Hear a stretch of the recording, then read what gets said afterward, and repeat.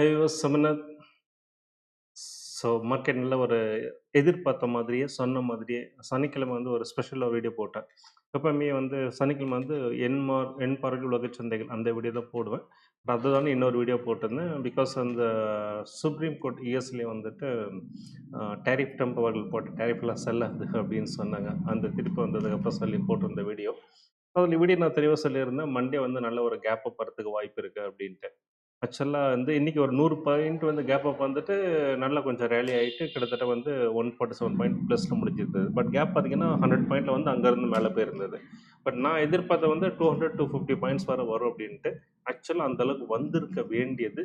அது வராததுக்கு ஒரு முக்கிய காரணம் என்னன்னாக்கா இந்த 15% பிளாங்கெட் டேரிஃப் அப்படின்றது நம்முடைய டேரிஃப் ட்ரம்ப் ஐயா அவர்கள் வந்து ஆஃப்டர் பல்லு பிடுங்கினதுக்கு அப்புறம் வந்து திரும்ப அனௌன்ஸ் பண்ணுறாப்படி. இது என்னன்னாக்கா இது ஒரு இன்னொரு ரூல் இருக்கு. அந்த ரூலை பேஸ் பண்ணி திரும்ப ஆட்டம் காட்டுறாப்படி. ஸோ அந்த ரூல் என்ன சொல்லுது அப்படின்னாக்கா ஒரு 10லேருந்து 15% மேக்ஸிமம் வந்து சீலிங் வந்து 15%. ஒரு 150 நாளைக்கு வந்துட்டு ஒரு ஒரு டேரிஃப் வந்து போட முடியும். எல்லா இம்போர்ட்ஸுக்கும் வந்து போட முடியும். Irrespective of the country. முதல்ல போட்டதெல்லாம் அந்த கண்ட்ரிக்கு இவ்வளோ போடுறோம், இந்த கண்ட்ரிக்கு இவ்வளோ போடுறோம்னு சொல்லி ஆட்டம் காட்டணும் அப்படி இல்லை. அந்த மாதிரிலாம் இல்லாமல் ஒரு ஃப்ளாட்டாக வந்து இத்தனை பர்சன்டேஜ்னா அத்தனை இம்போர்ட்டுக்கும் வந்து அக்ராஸ் த கண்ட்ரிஸ் போடணும்னு நினச்சோன்னா போட முடியும். பட் அது வந்து 150 நாளைக்கு தான் செல்லும். ஸோ இந்த பிளாங்கெட் டேரிஃப்ன்ற இந்த ஒரு ஆக்டை வந்து இப்போ ஒரு ரூலில் வந்து கையில் எடுத்து திரும்ப வந்து ஆட்டம் காட்ட பண்ணுறபடி. என்னக்கா என்னதான் வந்து ஒரு ஆணவ பிடிச்சவனுக்கு வந்துட்டு ஒரு சம்மட்டி அடி விழுந்தா கூட வந்துட்டு இந்த சேத்துலேயே விழுந்தாலும் மீசையில மண் ஓட்டலன்னு சொல்லுவாங்க தெரியுமா? அந்த மாரி தான் வந்து ட்ரம்ப் வந்து பண்ணிட்டு இருக்கிறாப்படி. இதெல்லாம் நம்ம எதிர்பார்த்தது தான். அந்த ஆள்ட்ட போய் நல்லதெல்லாம் நம்ம எதிர்பார்க்க முடியாது. Anyway fine. இது எல்லாமே வந்து அகைன் வந்து எங்க பேக் ஃபயர் ஆகுதுன்னாக்கா, அவங்களுக்கு தான் பேக் ஃபயர் ஆகும். அவங்க மக்களுக்கு வந்து பேக் ஃபயர் ஆகும்.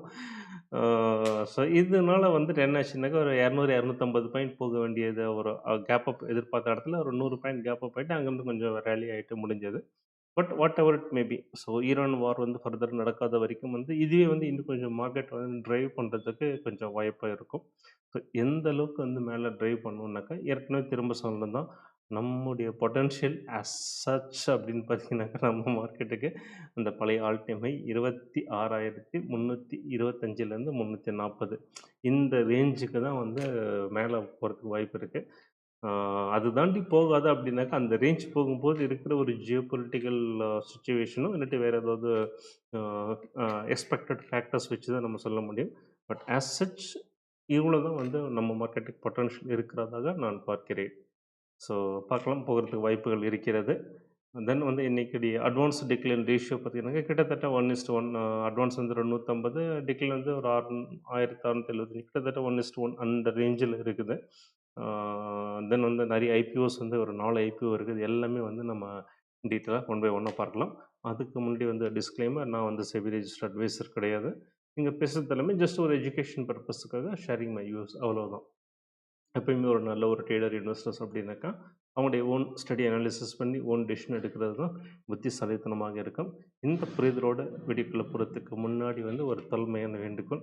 ஒருவேளை நீங்கள் சப்ஸ்கிரைப் பண்ணாமல் பார்க்குறீங்க அப்படின்னாக்கா, சப்ஸ்கிரைப் பண்ணீங்கன்னாக்கா அது பெரிய ஒரு மோட்டிவேஷனாக இருக்கும். ரொம்ப நாளாக வந்து எதிர்பார்த்துட்ருக்கேன். நம்ம சப்ஸ்கிரைபர் நம்பர் வந்து ஒரு 1000 கிராஸ் பண்ணிடணுன்ட்டு. இப்போ வந்து 800 ப்ளஸில் இருக்குது. நீங்களும் கொஞ்சம் மனசு வச்சீங்க அப்படின்னாக்கா, அது வந்து கண்டிப்பாக நடந்துரும். Okay, fine. வீடியோக்குள்ளே போகலாம். ஸோ ஃபஸ்ட்டு வந்து நம்ம ஐபிஓ, எஃப்ஐலேருந்து அப்படியே ரெகுலர் மார்க்கெட்டுக்கு போயிடலாம். ஃபஸ்ட் ஐபிஓ பத்தலாம். இப்போ பார்த்தீங்கன்னாக்கா, 20ஆம் தேதி வந்து ஃப்ரைடே ஒரு ஐபிஓ ஓப்பன் ஆயிருந்தது. இன்னைக்கு 2 ஐபிஓ வந்து ஓப்பன் ஆயிருக்கு. நாளைக்கு ஒரு ஐபிஓ வந்து ஓப்பன் ஆகுது. ஸோ இது எல்லாமே நம்ம ஒன் பை ஒன்னா பார்த்தலாம். ஃபஸ்ட்டு வந்து Gaudium IVF and women's health. So இது வந்து ஹெல்த் செக்டாரில் வரக்கூடியது. இது வந்து எஸ்பெஷலி வந்து இந்த ஃபெர்டிலைசர் கிடையாது. ஃபெர்டிலிட்டின்னு சொல்லுவாங்க. இந்த கருத்தரித்தல் அப்படிம்பாங்க. ஸோ அதில் வந்து ஒரு ஸ்பெஷலைசேஷன் இருக்கிற ஒரு ஹாஸ்பிட்டல் செயின், எஸ்பெஷலி வந்து டெல்லி ரீஜனில் இருக்கிறது. ஸோ இவங்களுடைய ஐபிஓ வந்து இப்போ வந்து ஓப்பனில் இருக்குது. இதோட ப்ரைஸ் ரேஸ் வந்து ரூ. 75லேருந்து ரூ. 79 வந்து எதிர்பார்க்கப்படுது. இஷ்யூ சைஸ் வந்து 165 கோடி. ஸோ இதில் வந்து 90 கோடி தான் வந்து ஃப்ரெஷ்ஷாக இஷ்யூ பண்ணாங்க. 75 கோடி வந்து ஆஃபர் ஃபார் சேல்னு சொல்லுவாங்க. ப்ரொமோட்டர்ஸ் அவங்க வந்து சேல் பண்ணுறது இது. ஸோ இதில் டோட்டலாக வந்து மினிமம் வந்து இன்வெஸ்ட்மெண்ட் பண்ணணும்னாக்கா 14,175 ரூபா வந்து பண்ண முடியும். இதனுடைய ஐபிஓ லிஸ்டிங் வந்து 27ஆம் தேதி வந்து ஷெட்யூல் பண்ணியிருக்காங்க. ரைட். அடுத்த ஐபிஓ வந்துட்டு இது வந்து ஃப்ரைடே வந்து ஓப்பன் ஆயிடுச்சு. ஸோ இன்றைக்கி ஓப்பன் ஆனது வந்து ஸ்ரீராம் டிஸ்டெக்ஸ் அப்படின்றது. ஸோ இதனுடைய டீட்டெயில் பார்க்கலாம் இப்போ. இது வந்து டெக்ஸ்டைலில் இருக்கிறது. குஜராத் பேஸ்டு ஒரு யான் மேனுஃபேக்சரர் கம்பெனி. ஸோ இதனுடைய ஐபிஓ ப்ரைஸ் பார்த்தீங்கன்னாக்கா 95லேருந்து 104 இந்த ப்ரைஸ் பேண்டில் இருக்கிறதுக்கு வாய்ப்பு இருக்குது. இதோடைய மினிமம் பிட் சைஸ் வந்து 13,680. டோட்டல் இஷ்யூ சைஸ் வந்து 110 கோடி. இதில் ஃப்ரெஷ் இஷ்யூ கம்ப்ளீட்டாக வந்து 110 கோடி வந்து ஃப்ரெஷ் இஷ்யூ தான். ப்ரமோட்டர்ஸ் வந்து எதுவுமே வந்து ஆஃபர் ஃபார் சேலில் வந்து இதில் எதுவுமே வரல. ஸோ இதனுடைய லிஸ்டிங் ஷெட்யூல் இருக்கிறது வந்து 2ஆம் தேதி வந்து லிஸ்ட் ஆகிறதுக்கு ஷெட்யூல் ஆகிருக்கு. தென் அடுத்த ஐபிஓ வந்துட்டு கிளீன்மேக்ஸ் என்விரோ. ஸோ இந்த ஐபிஓ வந்துட்டு renewable energy. So one of the expected செக்டர்னு வச்சுக்கோங்களேன். இப்போ ரினியூவபிள் எனர்ஜி வந்து ரொம்ப நல்லா எல்லாமே எதிர்பார்த்துருக்குது, அதுக்கு போகணும் அப்படின்ட்டு. இதனுடைய ப்ரைஸ் பேண்ட் வந்து 1000லேருந்து 1053 வரை இருக்குது. இதனுடைய மினிமம் பிட் சைஸ் வந்து 14,000. இதனுடைய டோட்டல் இஷ்யூ சைஸ் வந்து 3100. ஃப்ரெஷ் இஷ்யூ வந்து 1100 க்ரோர்ஸு. ஆஃபர் ஃபார் சேல் வந்து 1900 க்ரோர்ஸ். ஸோ இதில் ரொம்ப முக்கியமாக கவனிக்க வேண்டியது இது. பிகாஸ் ப்ரமோட்டர்ஸ் வந்து ஹியூஜராக இதில் வந்து செல் பண்ணிட்டு வெளியில் வராங்க. ஸோ இது வந்து ரொம்ப ரொம்ப கேர்ஃபுல்லாக இருக்க வேண்டிய ஐபிஓ. ஸோ இதோடைய இஷ்யூ லிஸ்டிங் வந்துட்டு இதுவும் வந்து 2ஆம் தேதி வந்து ஷெட்யூல் பண்ணியிருக்கப்பட்டிருக்கிறது. தென் பிஎன்ஜி ரெவார்ட் டைமண்ட். இது வந்து டைமண்ட் ஜுவல்லரி பிஸ்னஸில் இருக்கிறது. பூனே பேஸ்டு கம்பெனி இது. ஸோ இது வந்து நாளைக்கு வந்து ஐபிஓ வந்து ஓப்பன் ஆகுது. இது ஜுவல்லரி கன்சூமர் சைக்கிளில் வரும். இதோட ப்ரைஸ் பேண்ட் வந்து 367லேருந்து 386 இருக்கலாம்னு எதிர்பார்க்கப்படுகிறது. மினிமம் பிட் சைஸ் வந்து 11,744.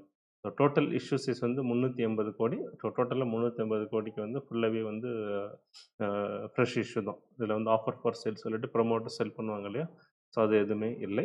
ஸோ இதனுடைய லிஸ்டிங் வந்துட்டு 4ஆம் தேதி வந்து ஷெட்யூல் பண்ணிருக்கு. ஸோ இதோடைய ஃபர்தர் சப்ஸ்கிரிப்ஷன் எப்படி போயிட்டுருக்கு அப்படின்றத நாளைக்கு வந்து நம்ம ஃபர்தராக வந்து இதை ட்ராக் பண்ணலாம்.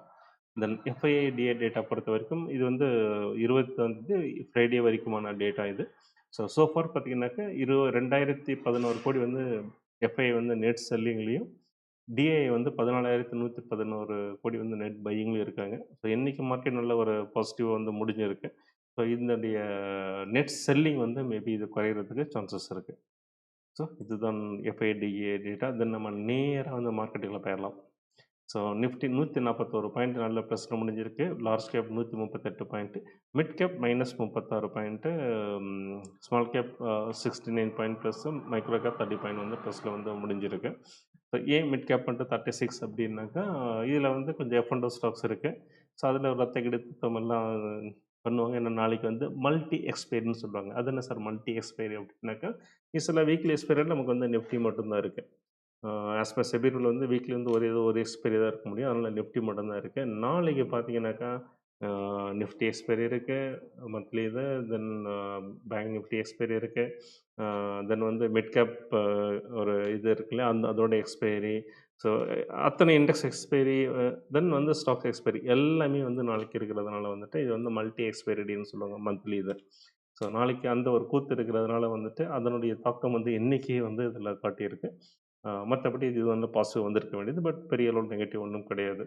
தென் விக்ஸ் பொறுத்த வரைக்கும் வந்து 1.57% வந்து கம்மியாக இருக்குது. பட் இது பெரிய அளவில் வந்து ரிடக்ஷன் கிடையாது. பட் இது வந்து நம்ம கொஞ்சம் கவனிக்க வேண்டிய விஷயம். ஸோ நான் வந்து பழைய ஹைட்டே வரப்போகிறதுக்கு வாய்ப்பு இருக்குன்னு சொல்லியிருந்தேன் இல்லையா. ஸோ அப்படி பார்க்கும்போது வந்து இது இன்னும் குறைஞ்சிருக்கணும். மேபி நாளைக்கு எக்ஸ்பைரினால வந்துட்டு கொஞ்சம் என்ன ஒன்று நடக்கலாம்.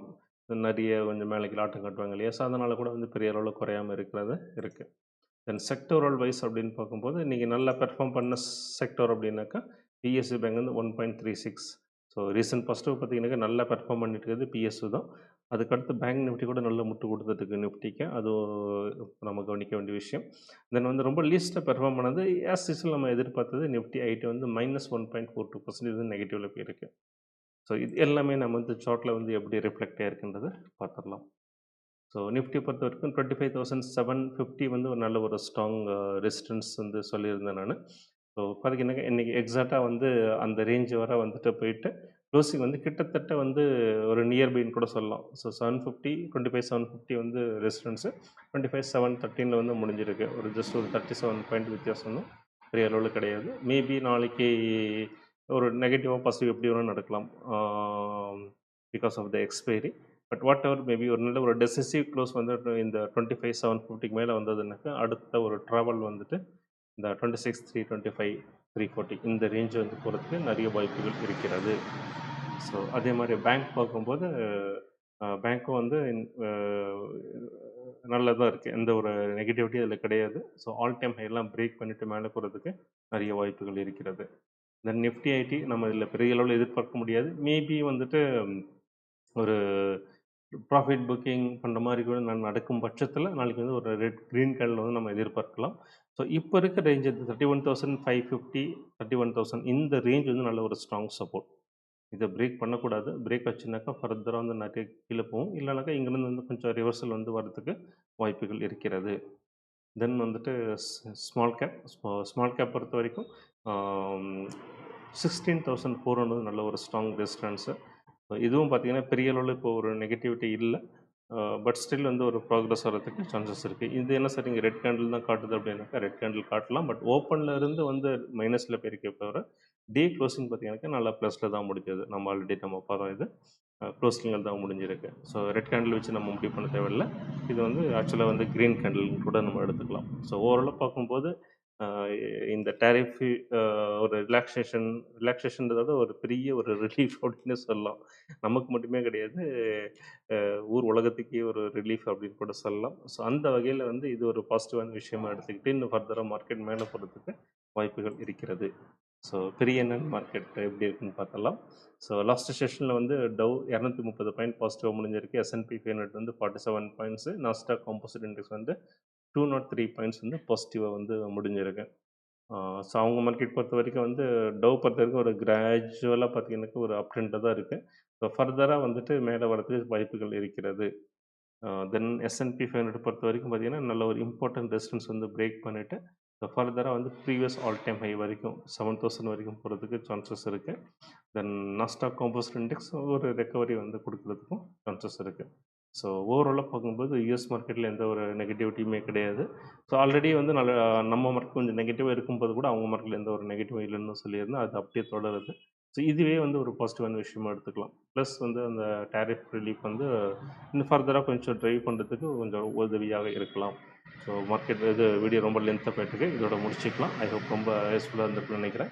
ஸோ கூடிய விரைவில் நம்ம இந்த 1000 சப்ஸ்கிரைபர் மார்க் வந்து அச்சீவ் பண்ணோம் அப்படின்னாக்கா அது உங்களுடைய ஹெல்ப் இருந்தால் தான் முடியும். ஸோ ஒருவேளை சப்ஸ்கிரைப் பண்ணலைனாக்கா சப்ஸ்கிரைப் பண்ணுங்கள், ஷேர் பண்ணுங்கள், லைக் பண்ணுங்கள்.